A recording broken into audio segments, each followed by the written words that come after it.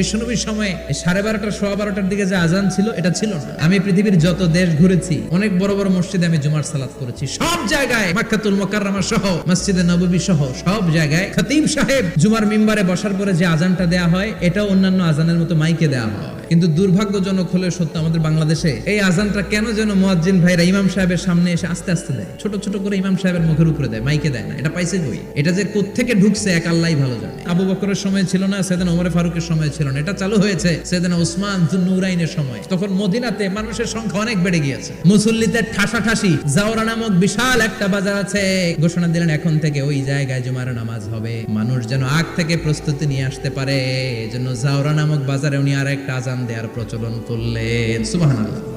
সেখান থেকে আজ অবধি আমরা এই অতিরিক্ত আজানটা দিয়ে থাকি। এটা নবীর সুন্নাত না, এটা সাহাবীর সুন্নাত। বিশ্ব নবীর সুন্নাহ মেনে নেওয়া যেমনি আবশ্যক, 4 খলিফার থেকে পাওয়া সুন্নাতগুলো মেনে নেওয়া আবশ্যক।